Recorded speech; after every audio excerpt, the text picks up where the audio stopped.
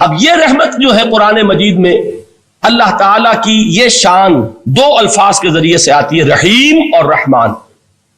اور کوئی مادہ نہیں ہے جس سے دو نام بنتے ہوں اللہ کے، لیکن یہ مادہ ہے واحد رحمت کا کہ جس سے رحمان بھی ہے رحیم بھی ہے. رحیم صفت مشبہ ہے، رحمت دائم ہو جائے گی، مستقل ہوگی تو رحیم کہیں گے. اور رحمان، اس میں رحمت کی ہے وہ شان ہے کہ جیسے ٹھاٹھے مارتا ہوا سمندر ہو، ہیجان کی کیفیت، طوفانی کیفیت، رحمت خداوندی کا طوفانی جوش، وہ ہے رحمان. آپ تو رہتے اس علاقے میں ہیں، آپ کو معلوم ہے عرب اگر بھوکا مرا جا رہا ہو تو کیا کہے گا؟ انا جوعان. پیاسا مرا جا رہا ہو انا عطشان. بہت غضبناک ہوگا غضبان. غضبان آصفہ قرآن میں آیا ہے، بہت غضبناک. رحمان جس کی رحمت جو ہے جوش میں ہے، ٹھاٹھے مارتے ہوئے سمندر کے مانند. تو یہ اللہ تعالیٰ کے ناموں میں سب سے پیارا نام. اب آگے چلیے، الرحمن علم القرآن. رحمان نے قرآن سکھایا. رحمت خداوندی کا سب سے بڑا مظہر، رحمان کی رحمانیت کا سب سے بڑا مظہر قرآن ہے. ان میں جو منطقی ربط ہے اس کو سمجھتے جائیے. اچھا آپ یہ سوچئے، جو علم بھی انسان کو حاصل ہوا وہ کس نے دیا؟ اللہ نے. سائنس کا علم کس نے دیا؟ اللہ نے. علم آدم الاسماء کلہا، وہ علم الاسماء جو حضرت آدم کو دے دیا گیا تھا ازل میں، یہ اسی کا ظہور ہے، یہ اسی کی ایکسفولیشن ہے جو ہو رہی ہے اور ہوتی رہے گی ابھی. اور جو دوسرے علم ہے وہ کس نے دی؟ اللہ نے دی. لا یحیطون بشیء من علمہ الا بما شاء. مخلوق میں سے کوئی اللہ کے علم میں سے کسی شے کا احاطہ نہیں کر سکتا مگر وہ جتنا اللہ دینا چاہے. لیکن یہ کہ تمام علوم میں چوٹی کا علم قرآن. نوٹ کرتے جائیے، اب چوٹی کی چیزیں جمع کیجیے. اللہ کے ناموں میں چوٹی کا نام رحمان. اللہ نے جو کچھ انسان کو سکھایا اس میں چوٹی کا علم قرآن. خلق الانسان، انسان کو پیدا فرمایا. سوال یہ کہ حیوانات کو کس نے پیدا فرمایا؟ آسمان کس نے پیدا کیے؟ زمین کس نے پیدا کی؟ فرشتے کس نے پیدا کیے؟ کیا مطلب خلق الانسان؟ اس کی تمام مخلوقات میں اس کا کلائمیکس، اس کی تخلیق کی معراج، اس کے تخلیق کا نقطہ عروج انسان ہے. یہ ہے کہ جو مسجود ملائک بنا ہے. وَلَقَدْ كَرَّمْنَا بَنِي آدَمَ وَحَمَلْنَاهُمْ فِي الْبَرِّ وَالْبَحْرِ وَرَزَقْنَاهُمْ مِنَ الطَّيِّبَاتِ وَفَضَّلْنَاهُمْ عَلَى كَثِيرٍ مِّمَّنْ خَلَقْنَا تَفْضِيلًا. تو تخلیق میں سب سے اونچی تخلیق انسان کی، علموں میں سب سے اونچا علم قرآن کا، اللہ کے ناموں میں سب سے اونچا نام رحمان. اب آئیے چوتھی چیز، علمہ البیان. انسان کو بیان کی صلاحیت عطا فرمائی. کیا اور کوئی صلاحیت عطا نہیں کی؟ بینائی کس نے دی؟ اللہ نے. اسی طریقے سے سماعت کس نے عطا فرمائی؟ اللہ نے. کتنی فیکلٹیز ہیں، کتنے ایکسٹرنل آرگنز ہیں سینس کے، کتنے انٹرنل سینسز ہیں جو اللہ نے دیے ہیں. لیکن یہاں بھی سمجھ لیجئے جتنی فیکلٹیز ہیں ہیومن فیکلٹیز، ان میں ٹاپ کی فیکلٹی جو ہے وہ اسپیچ ہے، کلام ہے، بیان ہے.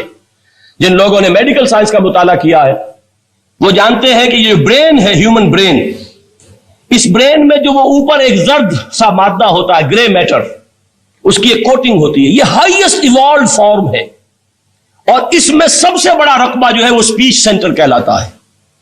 اسی لیے انسان کو حیوان ناطق کہتے ہیں. حیوان کے اور انسان کے مابین امتیاز قائم کیا گیا، نطق، گویائی، بولنا. اب یہ کیا چیز ہوئی؟ انسان کی صلاحیتوں میں سے سب سے اونچی صلاحیت. 4 آیتیں ہو گئی نا. اللہ کے ناموں میں سب سے چوٹی کا نام رحمان. اس نے جو علوم پیدا کیے ان میں چوٹی کا علم قرآن. اس نے جو مخلوقات پیدا فرمائی ان میں چوٹی کی مخلوق انسان. انسان کو جو صلاحیت اور استعدادات عطا فرمائی ان میں چوٹی کی استعداد بیان. جمع کیجئے، نتیجہ کیا نکلے گا؟ وہ نتیجہ ایک حدیث نبوی کی شکل میں سامنے آتا ہے. پہلی حدیث میں نے یہی پڑھی تھی، اس کے راوی کون ہے؟ عثمان ابن عفان. میں حیران ہوتا ہوں وہ قافیہ یہاں بھی موجود ہے، رحمان، قرآن، بیان، انسان، عثمان، عفان. باپ کا نام بھی اسی وزن پر ہے، عثمان ابن عفان. عن عثمان ابن عفان رضی اللہ تعالی عنہ قال قال رسول اللہ صلی اللہ علیہ وسلم. حضرت عثمان شہید مظلوم ذو النورین رضی اللہ تعالی عنہ فرماتے ہیں کہ اللہ کے رسول صلی اللہ علیہ وسلم نے فرمایا خیرکم من تعلم القرآن وعلمہ، تم میں سے بہترین لوگ وہ ہیں جو قرآن سیکھیں اور سکھائیں۔ قوت بیان جو تمہاری ٹاپ فیکلٹی ہے، اس کا استعمال کسی گھٹیا کام کے لیے نہیں ہونا چاہیے۔ دیکھیے اردو میں محاورہ ہے کہ توپ سے مکھی نہیں ماری جاتی، توپ بنائی گئی ہے کسی بڑی شے کے لیے، مکھی مارنے کے لیے توپ استعمال نہیں ہوتی۔ یہ قوت بیان جو ہے، جو ٹاپ موسٹ فیکلٹی ہے ہیومن جو فیکلٹیز ہیں ان میں سے، اس کا استعمال بھی ٹاپ موسٹ ہونا چاہیے۔ قرآن کو بیان کرو، وہ جیسے کہ علامہ اقبال نے کہا ہے، بلکہ غالباً ان کے قبر پر آس پاس جو اشعار لکھے ہوئے ان میں سے ایک یہ بھی ہے، اگر یک قطرہ خونداری اگر مشتے پرے داری بیابامن تو آموزم طریق شاہ بازی را، اگر تمہارے اندر ایک قطرہ بھی خون کا ہے اور مٹھی بھر بھی پر اگر اللہ نے دیے ہیں تو ہے میرے پاس آؤ کہ میں تمہیں شاہبازی کے طریقے سکھاؤں۔ اسی طرح جان لیجئے اگر اللہ نے قوت گویائی عطا فرمائی، اگر اللہ نے تمہیں حیوان ناطق بنایا، اگر اللہ تعالیٰ نے تمہیں یہ صلاحیت عطا فرمائی، اس صلاحیت کا مصرف دنیا کو نہ بناؤ، اس صلاحیت کا مصرف اللہ کے کلام کو پھیلانے پر اس کو صرف کرو۔ خیرکم من تعلم القرآن وعلمہ، خیر جب لفظ آتا ہے بغیر من کے، ورنہ تو آتا ہے خیر من ہو، تو یہ ہوگی کمپیریٹیو جو ایک ایڈجیکٹیو جو ہوتی ہے، لیکن یہ سپرلیٹیو ڈگری ہے جب بغیر من کے ہوگا۔ خیرکم، دی بیسٹ امنگسٹ یو، جو تم میں بہترین لوگ ہیں وہ کون ہیں؟ من تعلم القرآن وعلمہ، جو قرآن سیکھیں اور سکھائیں، قرآن پڑھیں اور اسے بیان کریں۔ آج جان لیجئے سب سے بڑی ضرورت اس بات کی ہے کہ آج کا قرآن پڑھیں۔ آپ حیران ہوں گے کہ یہ کیا کہا اس میں؟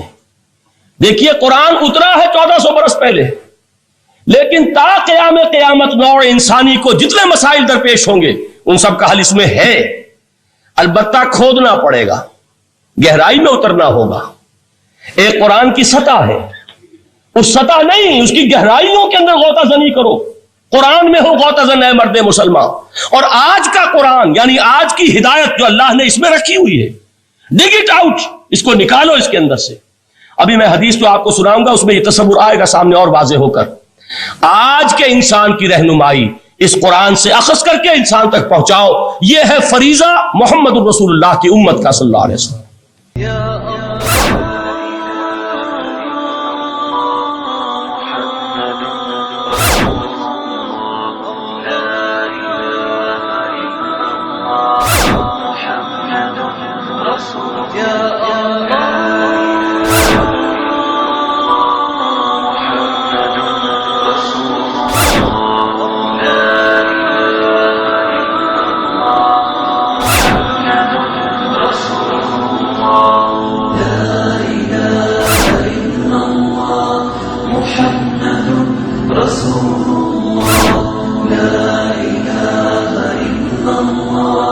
محمد رسول